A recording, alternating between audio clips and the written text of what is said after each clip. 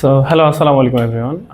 আমরা 1 থেকে 20 মৌলের কিভাবে পারমাণবিক ভর বের করতে হয় এবং আমরা একটা 5-6 সেকেন্ডের মধ্যে বের করা যাবে এরকম একটা টেকনিক শিখেছিলাম এবং এখন আমরা শিখবো 21 থেকে 30 কিভাবে বের করা যায়।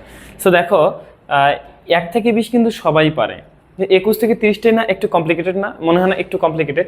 তো আমরা এখন কি করতেছি, আমরা হচ্ছে কেমিস্ট্রি বেসিক নিয়ে কথা বলতেছি, এখন কিন্তু আমরা অধ্যায়ে ঢুকি নাই। তাহলে আমরা প্রথম যে অধ্যায়টা সেটা হচ্ছে পদার্থের গঠন নিয়ে শুরু করবো আমরা কেমিস্ট্রির। আমরা যদি আমাদের প্রথম ভিডিওটা দেখে থাকো, সেখানে আমরা ভাগ করেছি বিজ্ঞান বইটাকে 3টে ক্যাটাগরিতে। এটা তোমার হচ্ছে 9-10-এর জন্য বললাম, ইন্টারমিডিয়েটে তো লাগবেই, অ্যাডমিশনও লাগবে। সো এই জিনিসগুলো খুবই গুরুত্বপূর্ণ, একটু দেখো, বোঝার ট্রাই করো।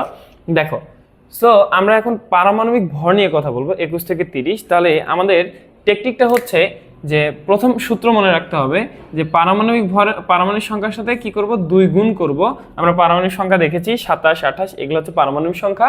তার সাথে কি করব, m যোগ করব। আচ্ছা, এখন দেখো, m যোগ করার পূর্বে আমরা যে জিনিসটা দেখবো সেটা হচ্ছে আমরা একটা ছন্দ মনে রাখবো। ছন্দটা কি, 3 45 45 45 3 55।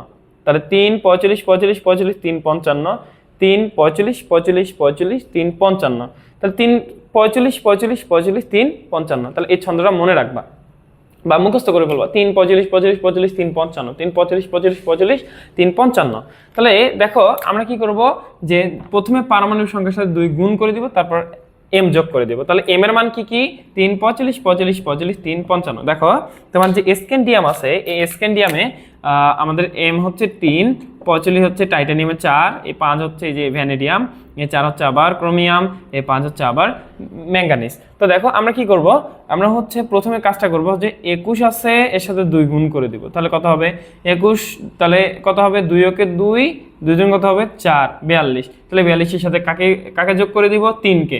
কেন, পারমাণবিক সংখ্যার সাথে আমরা 2 গুণ করব, তার সাথে আমরা m কে যোগ করে দিব। তাহলে কত হবে বলো তো, 3 যোগ করে দিলে হবে 45। আমার কথা কি বুঝছো, কথা কি বোঝা যায়? তাহলে ক্রোমিয়ামটা যদি, ক্রোমিয়াম কত হবে বলো তো, 24। তাহলে 24 এর সাথে প্রথমে কি গুণ করব, 2। তাহলে 4 দুগুণে 8, হাতে কত 2, 2 দুগুণে 4। তাহলে দেখো 4 দুগুণে 8, 4 দুগুণে 8, হাতে তো কিছুই নাই, 4 দুগুণে কত 8, 2 দুগুণে কত 4।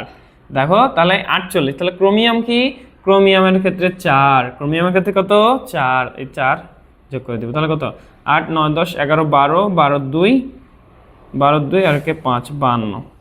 ঠিক আছে, কথা কি বোঝা যায়? তাহলে এখন যদি আমি নিকেলেরটা বের করি, তাহলে নিকেলেরটা কি হবে বলো তো, 88-এর সাথে আমি 2 গুণ করব। তাহলে 8 দুগুণে কত 16, হাতে কত 1, 2 দুগুণে 4, একে কত 5, 56। তাহলে 56-এর সাথে কি করব, নিকেলের যে আমাদের 3 আছে, এই 3কে আমি যোগ করে দিব।